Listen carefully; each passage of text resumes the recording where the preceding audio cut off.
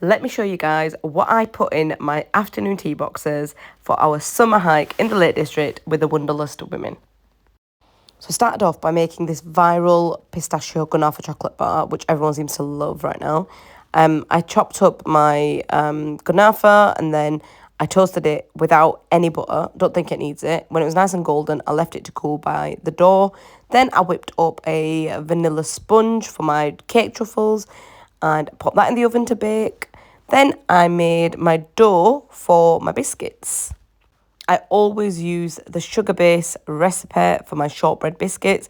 It's so easy, it's 3 ingredients, and I always make it a day in advance, the dough that is, wrap it up in cling film and stick it in fridge so that it's nice and chilled, ready for me to roll out the next day.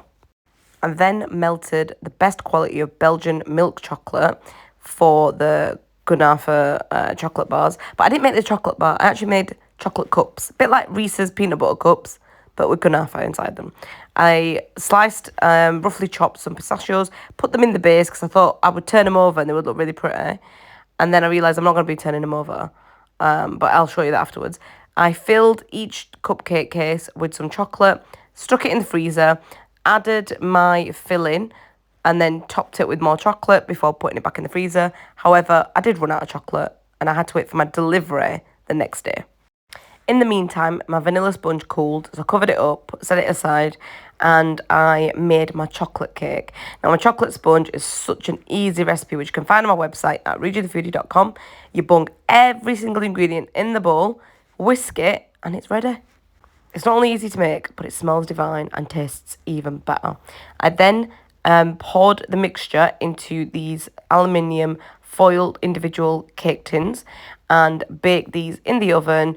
I had about 20 of them I roughly made. So I was baking them low and slow so they're nice and fluffy and not overbaked. And then with the rest of the mixture, I made some cake slices for the volunteers and the staff. The following morning, I whipped up some buttercream and I made my cake truffles and set them aside in the fridge before I finished making the rest of the kunafa cups. So I got my chocolate delivery and I melted more chocolate, and these turned out all right. They look good, but I wasn't tasting them because I wasn't eating any sugar. But I'll give you a little sneak preview of the inside of one later. Anyway, I repeated this entire process a fair few times because for some reason I've only got one cupcake tray in my house. I don't know why. I'm a baker, so I should have more than one cupcake tray, but I could only make 12 at a time. And I needed quite a few, so yeah, this process took a while. I did try to temper my chocolate, and that didn't work very well. But anyway, this is trial and error. This is why we recipe test. How beautiful do my chocolate sponges look? Absolutely perfect. Set these aside and made more of the kunafa filling for the kunafa. What did I call them? Kunafa cases, cupcakes. What did I call them? Slices. I don't know what I called them anyway, but you know what I'm talking about. That's the sponge that I made as well. The sponge was absolutely perfect. And because I've got all the time in the world, I used some of my chocolate cake truffle filling to make a kunafa filled cake truffle. I thought I'd give it a go. Anyway, I'll show you how that looks later on as well. Next up, I made my ganache, which is the silkiest, possibly the best cake topping ever. Or frosting, whatever you want to call it. And I decorated all of my cake slices with my ganache, and I think this is a 1M piping tip that I'm using. Again, you can find the ganache recipe and the chocolate cake recipe on my website. You can download it for as little as £5. Then I topped each cake slice with some Belgian chocolate curls, and honestly, this cake is to die for. This is the ultimate Matilda cake, the Bruce of the chocolate cakes. I covered each one, and some of them, unfortunately, are still naked because I ran out of ganache, but I will make more the following day. So stay tuned. Don't worry, they will not be naked for very long. Okay, so it's the following morning, and I've made some more ganache, and I am topping the remaining cake slices with the ganache and again the chocolate curls to make sure all of the cakes are the same. And then the sheet cake that I made, the chocolate sheet cake, I've actually cut slices up and I'm filling each slice with some chocolate ganache. I had some extras, and I had my neighbour's plate to return, so I made some for my neighbour as well. Okay, this was a new flavour that I'm trying. These cake truffles are being coated in cappuccino milk chocolate. When I say cappuccino milk chocolate, this chocolate tastes like coffee. It's absolutely delicious. And I just thought it would be such a nice flavour.